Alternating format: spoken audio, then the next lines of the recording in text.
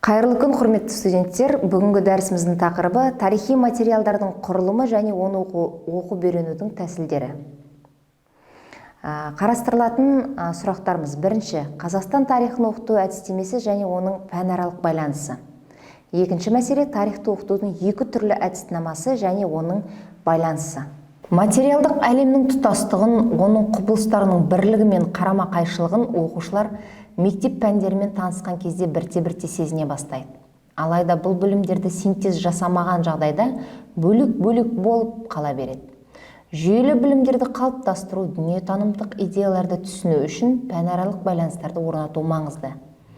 Пәнаралық және пән-ішілік байланыстарды пайдалану жалпы тарих курсының біртұтастығын және маңызды түсініктер мен дүниетанымдық идеяларды меңгеруді қамтамасыз етеді. Пәнаралық байланыстар пәндерге ортақ фактілер, түсініктер, идеялар, іскерліктер мен дағдыларға орай қалыптастырылу қажет. Сондай-ақ пәнаралық байланыстар әмбебаптық сипатта болады. Өйткені олардың қызметі мен ықпалы барлық пәндерге жалпы ортақ болып келеді.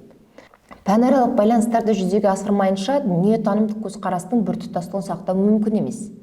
Пәнаралық байланыстарды жүзеге асыру күрделі, өйткені бұл мұғалімнің тек өзінің ғана пәнін білуді ғана емес, сондай-ақ жалпы мәдениетінің тереңдігін, пәнаралық байланыстар орнатылатын пәндерден хабардар болуды талап етеді.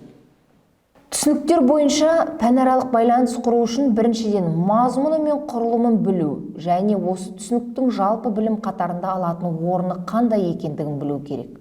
Екіншіден, осы түсініктің қандай белгілері басқа пәндерге қарастырылатынын білу маңызды. Байланыс бағыттары тек қана мазмұн мағынасы ғана емес, сондай-ақ оқушылардың осы түсіністікпен немесе оның белгілерімен әрбір пәнде таныстыру кезегімен де анықталады. Сондықтан пәнаралық және пәнішілік байланыстар ретроспективалық, мерзім жағынан сәйкес және перспективалық болып бөлінеді. Және пәнаралық байланыс орнатылып жатқан тарих сабағының үстінде оқушыларға осы түсінік туралы білім аяқтаймыз, жаңғыртамыз, немесе алғашқы білім бөлшектерін беруді бастаймыз. Перспективалық байланыстарды туыстас пәндерде қайталануды болдырмас үшін ескерген жөн. Тарихтың көптеген маңызды түсініктері мен заңдылықтарын қоғамтану пәні де оқып таныстырады. Сондықтан бұрыннан оқушыларға белгілі материалды жаңа қырынан көрсету түсінікті неғұрлым толық әрі барлық қырынан ашуды мүмкін етеді. Оқу үдерісінде көптеген байланыстар сабақ мазмұнына байланысты, сан алуан бағытта дамуы мүмкін. Бұл байланыстардың ретсіз шашылып кетпеу үшін пәнішілік байланыстарды орнату маңызды. Сондықтан тарих курстарында көркем әдебиеттің дамуының бағыттарын, қалыптастыруын, дамуын біле отырып, тарихпен байланыстырып отыру керек. Пәнаралық және пәнішілік байланыстарға сүйеніп отыру көптеген жалпы қорытындылар жасауға мүмкіндік береді. Алайда көркем шығарма туындыларын оқушылардың теориялық біліммен ғана қамтамасыз етіп қана тоқтатылатын деңгейде емес, олардың ішкі жан дүниелік тұрақты позициясына айналатындай жеткілікті көлемде таныстыру қажет. Пәнаралық байланыстар іскерліктер мен дағдыларды қалыптастыруда ескеріліп орнатылады. Пәнаралық байланыстың бұл түрі оқушыны дамыту ісі үшін маңызды. Оқу жылы барысында оқушы тек білімінің белгілі бір мөлшерін ғана алып қоймай, сондай-ақ олармен оқып танысу барысында оқу еңбегінің бірқатар іскерліктерін меңгереді. Оқу жылы барысында меңгеретін іскерлік пән бағдарламаларында көрсетіледі. Ал тарих бағдарламаларында көптеген іскерліктер пәнаралық сипатта болады. Мысалы, 9-шы сынып тарихы бағдарламасында басқа іскерліктермен қоса оқушылардың реферат жазуды үйренуі көрсетілген. Бұл іскерліктің ретроспективалықта, перспективалықта байланысы бар. Оны қалыптастырудың бастапқы кезеңі 8-ші сыныпта қазақ тілі және әдебиет пәнінде басталады. Осыдан соң бұл іскерліктің қажеттілігі тарих пәнінің бағдарламасында көрсетілген, яғни 9-шы сыныпта. Бұл іскерлікті қалыптастыру 10-шы, 11-ші сыныптарда әдебиет пәні бойынша шығарма жазу кезінде аяқталады. Тарих сабақтарында арнайы жұмыстар жүргізбейінше, тарихи, саяси тақырыптарға реферат жазып, оны қорғау сол бетінде қалыптаспай қалатындығын тәжірибе көрсетті. Пәнаралық байланысты жүзеге асырудың мынандай тәсілдері бар. Мұғалімнің бұрын оқып, таныстырылған фактіні, түсініктерді, заңдылықтарды, идеяларды оқушы есіне түсіру. Алдыңғы білімдерді қолдануды талап ететін сұрақтарды қою.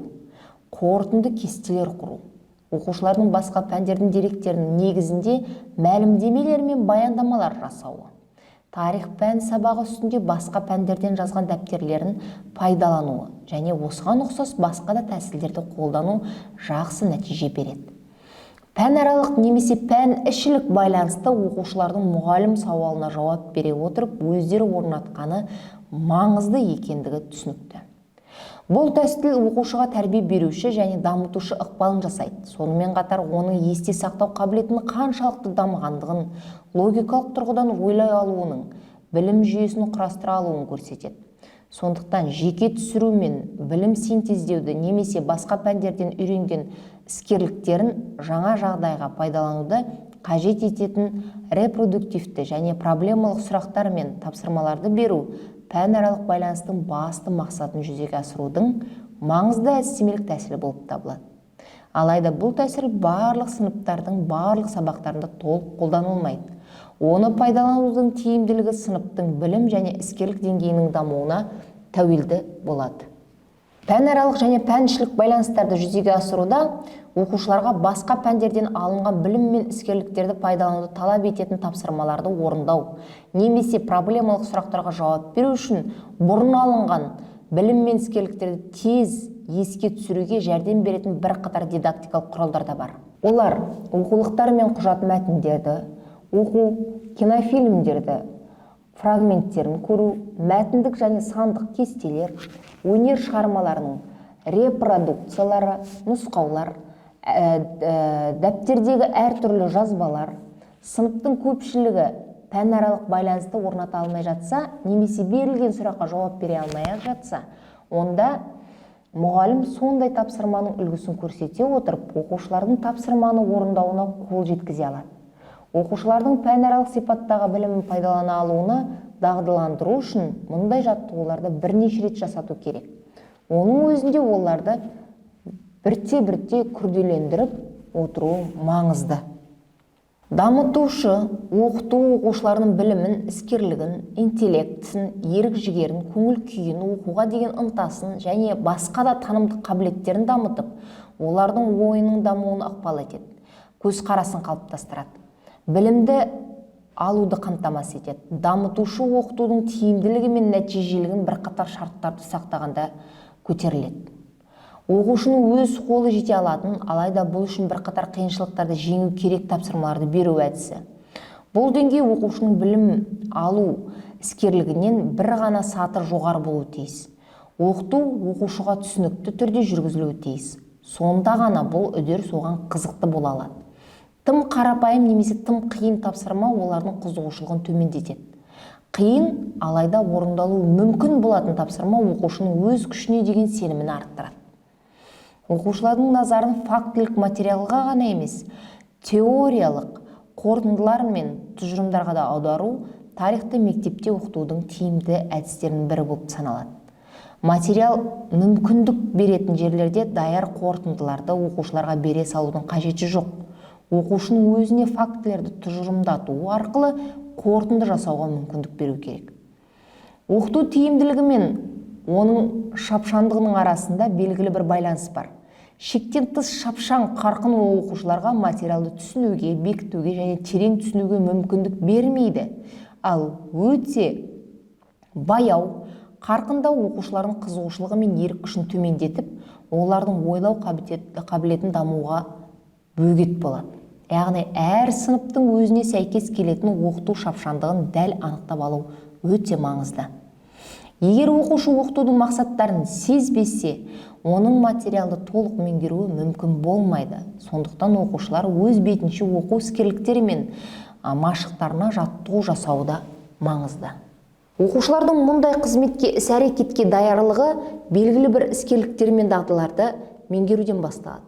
Оқу іскерлігінің тәрбиелікте мәні үлкен, өйткені ол еңбексүйгіштікке, тәртіптілікке, жауапкершілікке және басқа да кез келген адамның өміріне қажетті қасиеттерді қалыптастырады. Іскерліктер мен дағдыларды қалыптастырмас бұрын олардың мазмұнына анықтау керек. Психологтар мен педагогтар бұл бағытта жүргізген ғылыми зерттеу жұмыстарынан соң іскерліктер іс-әрекеттің белгілі бір түрін саналы түрде меңгеру, ал дағды автоматизмге дейін жеткізілген іскерлік деген анықтаманы тұжырымдап шықты. Сондықтан іскерлік бірте-бірте дағдыға айналады.